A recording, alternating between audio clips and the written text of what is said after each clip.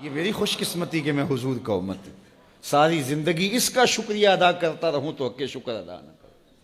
ہم حضور کی امتی، نبی انتظار کرتے رہے، نبی منتظر رہے۔ حضرت خلیل اللہ کی بارگاہ میں پکار رہے ہیں، ربنا وابعث فیہم رسولا، مالک رسول بھیج دے۔ کوئی کہتا ہے لیسا بفظ ولا بغلظ، وہ ترشرو نہیں ہوگا، سخت مزاج نہیں ہوگا، ماتھے پہ شکنے لانے والا نہیں ہوگا، وہ پیار بانٹنے والا ہوگا، بس وہ آیا جا رہا ہے۔ حضرت عیسیٰ نے تو نام بھی بتا دیا نا، مبشرم برسول یاتی من بعد اسمہ احمد، لوگوں میں جا رہا ہوں، چلو نام بھی بتا دیتا ہوں، میرے بعد جو آنے والا اس کا نام احمد ہوگا۔ نبی انتظار کرتے رہے، 12 نبیوں نے انتظار کیا حضور کی امت میں ہونے کے لیے، تمنا کی۔ نستورہ راہب انتظار کرتا رہا، بحیرہ راہب انتظار کرتا رہا۔ شب ہجر کی سختیاں کوئی اس سے جا کے پوچھے، تیری راہ تکتے تکتے جسے صبح ہو گئی۔ زندگیاں گزار دی انہوں نے۔ سلمان فارسی کی کہانی سن لو، مجوسی کے بیٹے تھے، حق کی طلب میں نکلے، باپ نے گھر سے نکال دیا، ایک پادری کے پاس جا کے رکے، زندگی بھر اس کی نوکری کی۔ جب اس کا آخری وقت آیا، اس نے کہا میری تدفین کے بعد غموریا چلے جانا، وہاں کا پادری خدا رسیدہ ہے، تجھے اس سے کچھ مل جائے گا۔ کہتے میں وہاں سے غموریا آ گیا، پھر اس پادری کی ساری زندگی خدمت کی۔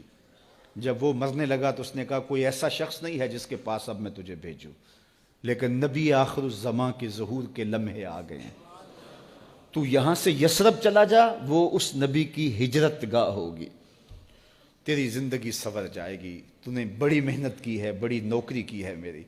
کہتے ہیں میں نے اس کو کہا کہیں ایسا نہ ہو میں دھوکہ کھا جو مجھے کوئی نشانی بتا دے۔ اس نے کہا 3 نشانیاں ہیں، ایک صدقہ نہیں لے گا، دوسرا ہدیہ رد نہیں کرے گا، تیسرا 2 کندھوں کے درمیان مہر نبوت ہو۔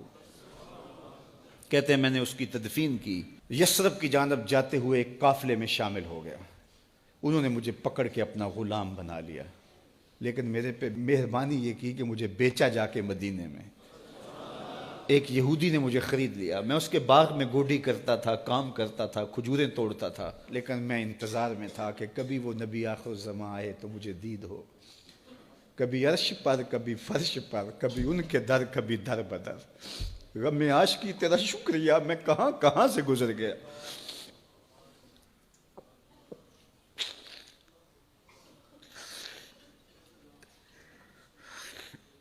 کہتے ہیں ایک دن میں اپنے باغ میں کھجوریں توڑ رہا تھا کہ ہواؤں میں مستی پیدا ہو گئی اور ہر سمت سے طلع البدر علینا کی صدائیں گونجنے لگیں۔ میں سمجھ گیا کہ وہ لمحے آ گئے، میں نے چھلانگ لگا دی اور دوڑ پڑا۔ میرے آقا نے سمجھا شاید غلام بھاگ گیا، اس نے دوڑ کے مجھے پکڑ لیا۔ میں نے اس کو کہا کہ میں نوکر تیرا ہی ہوں، لیکن دل نوکر کسی اور کا ہے، میں بھاگوں گا نہیں، مجھے جانے دے۔ میں کچھ کھجوریں لے گیا تھا صدقے کی نیت سے، جا کے حضور کو پیش کی۔ آقا کریم نے فرمایا ہم نبی صدقہ نہیں لیتے۔ کہتے ہیں نشانی ایک پوری ہو گئی، کہتے ہیں کہ میں کچھ دنوں کے بعد اور کھجوریں لے گیا اور میری نیت ہدیہ کی تھی، میں نے پیش کی، حضور نے قبول فرما لی، لیکن میں بھی کہتا تھا تیسری نشانی بھی پوری ہو لے تو پھر مانوں گا، اور وہ کیا تھی؟ 2 کندھوں کے درمیان مہر نبوت۔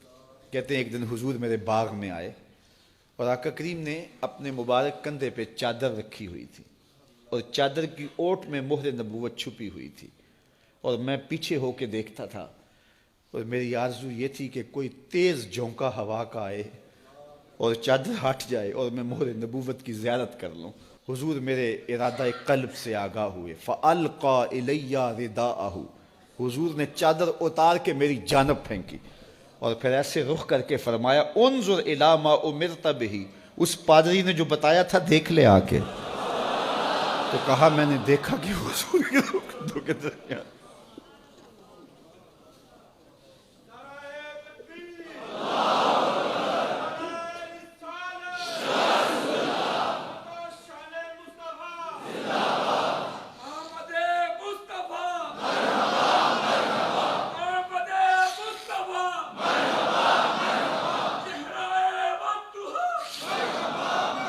شب ہجر کی سختیاں کوئی اس سے جا کے پوچھے، تیری راہ تکتے تکتے جسے صبح ہو گئی۔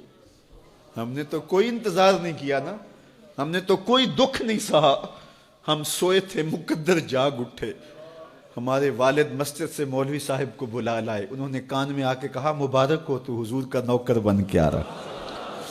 میرے والد گرامی ایک شعر جھوم کے پڑھا کرتے تھے، محمد جانے جانا ہے پیغمبر ہو تو ایسا ہو، رسولوں کی بشارت سے مبشر ہو تو ایسا ہو، امر توقیر کا سب کو موقر ہو تو ایسا ہو، کیا ہم کو غلام ان کا مقدر ہو تو ایسا ہو۔ میں اپنے مقدر پہ قربان نہ جاؤں، آپ اپنے مقدر پہ نثار نہ جائیں، ہمیں وہ نبی ملا جو نبیوں کا نبی۔